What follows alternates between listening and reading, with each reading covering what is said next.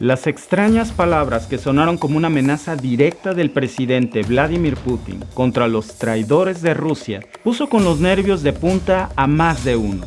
Y es que en una reunión con ministros del gobierno ruso, el Kremlin lanzó un mensaje muy fuerte en donde dijo esto. Solo hay un objetivo, ya hemos hablado de ello, la destrucción de Rusia. Pero cualquier persona y los rusos son capaces de distinguir entre los auténticos patriotas y la escoria y los traidores. Los escupiremos como algo que te entra en la boca sin querer. Los escupiremos en el suelo. Pero ¿quiénes son los traidores fuera y dentro de Rusia a los que se refiere Putin? ¿Quiénes son sus aliados en esta guerra y quiénes son sus enemigos? En este video te lo voy a decir. Yo soy Víctor y esto es The Mexican Family. Ya son varias las ocasiones en las que Putin ha dado a entender que su guerra va más allá de Ucrania. Desde hace unas semanas ha culpado a supuestos grupos de espionaje e inteligencia estadounidense que trabajan, según él, de forma encubierta en Moscú y les ha lanzado una amenaza directa y fuerte, llamándolos además de traidores, escoria prooccidental, y considerándolos como una quinta columna que busca desestabilizar la política interna rusa y ejercer presión social. Pero vamos por partes. ¿Por qué los llama quinta columna? Bueno, este término tiene un poco de historia y comenzó a usarse desde la Guerra Civil Española para referirse a un sector o grupo de población que mantiene ciertos lazos de lealtad hacia el bando enemigo en una situación bélica, ya sea por razones morales, religiosas, étnicas o un beneficio económico, por lo que estos grupos serían potenciales colaboradores de sus enemigos desde adentro de Moscú. Y de inmediato las amenazas de Putin fueron respaldadas por otros líderes del gobierno ruso como Dmitry Peskov, portavoz principal del Kremlin, y Gennady Zhukov, líder del Partido Comunista, quienes aseguraron que Rusia necesita derrotar a esa quinta columna arraigada en el interior de Moscú. Y dijo que están listos para apuñalarlos en cualquier momento. Pero ojo, estas amenazas del Kremlin no son solo para los implicados directos, sino también para toda la población rusa e incluso para algunos mandatarios extranjeros a los que Moscú había apoyado tradicionalmente y ahora parece que le están volviendo la espalda a Rusia. Pero Putin también dijo un par de palabras que muchos de sus críticos compararon con los tiempos de la Alemania nazi, cuando mencionó que los estratos sociales y laborales rusos deberán pasar por un proceso de autolimpieza natural, a medida que las personas tomen decisiones y bandos, sacrificando su vida laboral, familiar e incluso sus propias posiciones de poder. Es por esto que hay muchos países y potencias en su contra, pero también hay aliados de carácter histórico, comerciales, militares e incluso algunos que se podrían beneficiar o perjudicar según el resultado de la guerra y las consecuencias para Rusia. Y dicho esto, vamos a lo que nos interesa. ¿Quiénes están entre la lista de aliados y quiénes entre los enemigos de Rusia? Pocos meses antes de que estallara el conflicto, Levada Center, una ONG dedicada a la investigación social, realizó una encuesta a la población rusa para entender la postura general sobre aquellos países o potencias que considera aliados y enemigos, encontrando que más del 58% ven a Bielorrusia como principal aliado y por el contrario, 2/3, 66%, ve a Estados Unidos como un rival acérrimo. Pero hay otros datos más allá de los obvios. En esa misma encuesta se demostró, por una amplia mayoría, 83%, piensa que Rusia tiene enemigos externos y teniendo en cuenta los conflictos históricos con Ucrania, acentuados desde el año 2014, un 40% de los rusos desconfía de ellos. También cabe resaltar que estas posturas han ido en aumento cada año. Luego de Bielorrusia, los rusos consideran que China, con un 38%, Kazajstán con un 34%, Armenia con un 16% y la India con un 13% son los principales aliados del Kremlin. Estos países se han involucrado de una u otra forma en el conflicto, ya sea respaldando directamente las acciones de Rusia, estrechando lazos militares o tan solo como un bando medio neutral, viendo cómo se desarrolla todo. Bielorrusia es el gran aliado de Putin en la región, a tal punto que la opinión pública califica a su dictador, Alexander Lukashenko, como un títere al servicio de Putin.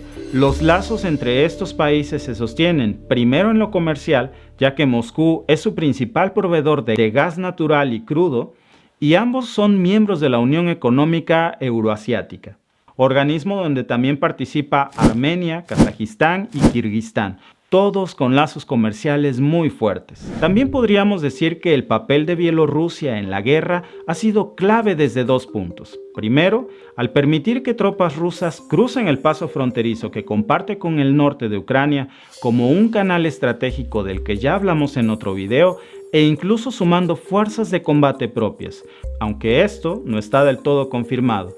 Y luego, al modificar su estatus de país sin armas nucleares, pocos días luego de la invasión. ¿Qué significa esto para Rusia?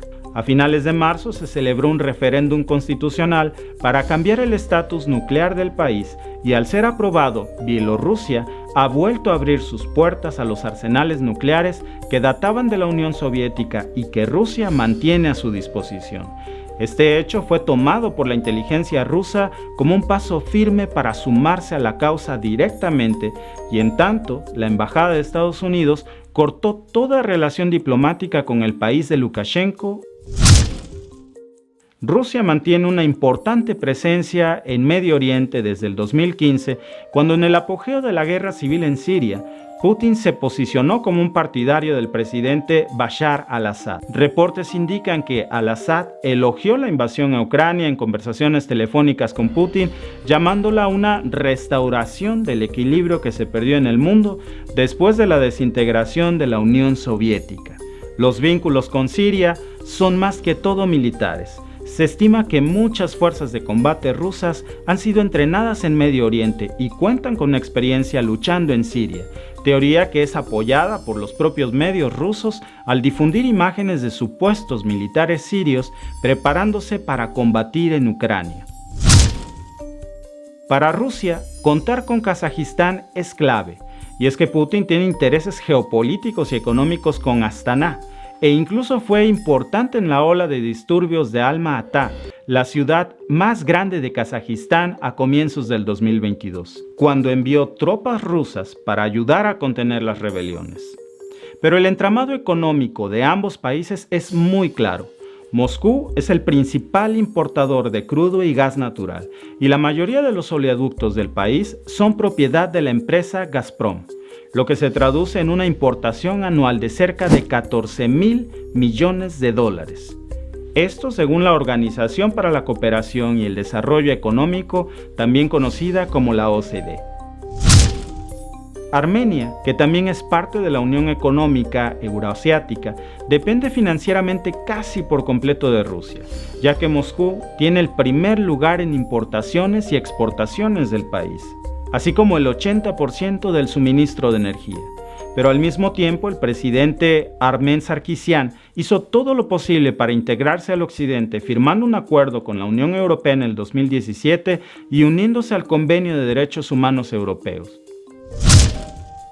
En el caso de Myanmar, ellos han respaldado públicamente la invasión. El general Sao Min-tun, portavoz del gobierno, considera que las acciones de Rusia la muestran al mundo como una potencia mundial y han sido necesarias para asegurar la sostenibilidad del país. Por su parte, Moscú mantiene lazos militares y comerciales con ellos.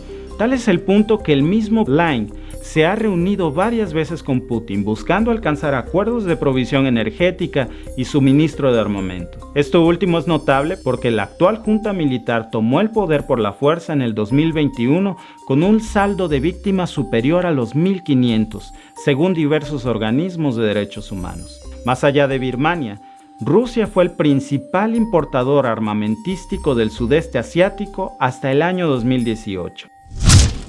Y aunque no lo creas, al parecer Rusia también tiene fuertes aliados en América Latina, con gobiernos a los que Moscú considera con una ideología afín o por lo menos con un enemigo común, comenzando con el caso de Venezuela, que ha sido considerado por diversos analistas y por el propio Kremlin como el principal aliado en América Latina.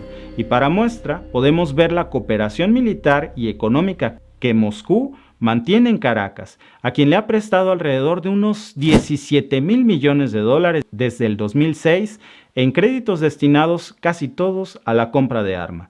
De hecho, en general, los envíos de armas rusas a Sudamérica se incrementaron en un 900% desde el año 2008, siendo Venezuela el principal cliente de ellos. Ese armamento ruso ha sido crucial en Venezuela para librar una guerra contra las fuerzas militares y paramilitares colombianas en la frontera, las conocidas también como las FARC. Pero además, a Moscú le interesan mucho las mayores reservas de petróleo del mundo que pertenecen a Venezuela, por lo que en el 2017 la petrolera rusa Rosneft se asoció con la estatal venezolana en un convenio para el control del crudo en la región, y es precisamente por esta misma razón que recientemente el presidente Joe Biden ha tratado de estrechar lazos con el gobierno de Nicolás Maduro para romper la luna de miel con Moscú y hacer frente a la enorme dependencia de Europa y el mundo del gas ruso. La pregunta es, ¿lo logrará?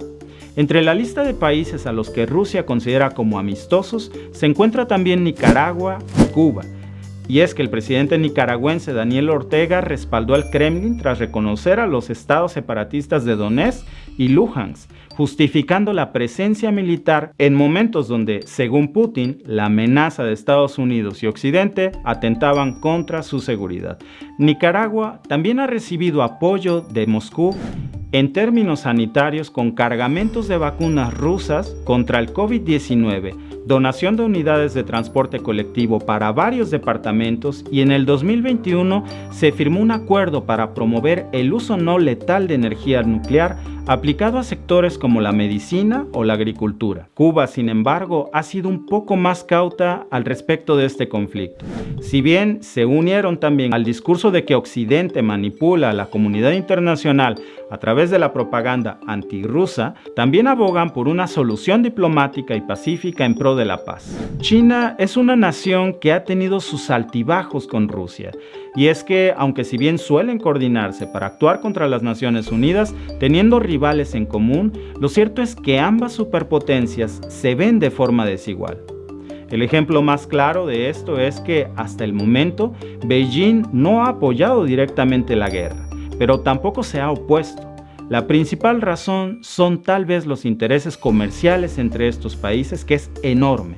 Tan solo en el 2021, el comercio bilateral entre Rusia y China movió 150.000 millones de dólares, y se espera que comience una nueva etapa de exportación de gas a China a través del gasoducto más extenso hasta la fecha en la zona oriente del país. Todos estos aspectos son medidos con cautela por Xi Jinping y sus representantes en la comunidad internacional, quienes llaman a un acuerdo de paz entre Rusia y Ucrania para aliviar las tensiones diplomáticas de una forma pacífica, e incluso ofreciéndose como mediadores. Pero muchos expertos también creen que el principal interés de Beijing es que Occidente alivie lo suficiente las sanciones a Rusia para permitirles operar en términos económicos con libertad, algo que Putin vería con muy buenos ojos, ya que China representa casi una quinta parte del comercio exterior de Rusia. Del otro lado, la pregunta sería, ¿son los enemigos de Rusia necesariamente aliados de Ucrania? Según la encuesta de Levada Center, Estados Unidos, Reino Unido, Ucrania, Polonia y Alemania son las principales amenazas para el pueblo ruso. Las principales potencias y organismos que prestan apoyo militar son Estados Unidos, Reino Unido, la Unión Europea y la OTAN. Luego están otros países como España e incluso aliados rusos como Kazajistán y Azerbaiyán, que se han sumado con cargamentos de ayuda humanitaria. También con medicamentos y comida que normalmente transitan a través de Polonia para llegar a Ucrania. Incluso sin llegar a ser aliados directos, gran parte de Occidente tiene en buena estima los intentos de Kiev para sumarse a los organismos europeos, sobre todo Alemania y Francia, colaborando con envíos de armas y fuerzas de combate. Hay otros que, si bien son neutrales, es más por una cuestión de no beneficio ante el conflicto, como Turquía, Hungría, Austria o Moldavia. En el caso de los turcos, incluso se han atrevido a bloquear el estrecho de Bósforo para que no pasen buques de guerra. Finalmente, la ONU ha sido la encargada de reunir a los líderes políticos y tomar decisiones grupales ratificando en una resolución firmada por 141 países miembros que la agresión rusa debe cesar inmediatamente y que será condenada a sus sanciones sin precedentes. Incluso países como Suiza o la región escandinava sorprendieron al romper su política no intervencionista para posicionarse a favor de Ucrania. El presidente de México, Andrés Manuel López Obrador, también se manifestó precisamente hace unos días en contra de Rusia y por el cese inmediato de la guerra. Y ahora que ya lo sabes, dime en los comentarios, ¿crees que Rusia pierda a sus aliados con este conflicto? ¿Y cómo afectarán las sanciones al aislamiento de Moscú en la economía internacional? Voy a estar leyendo tus comentarios. Y si te ha gustado este video, ayúdanos suscribiéndote al canal y regálanos un like para que más personas puedan ver nuestro contenido. Yo soy Víctor y te veo en el próximo video.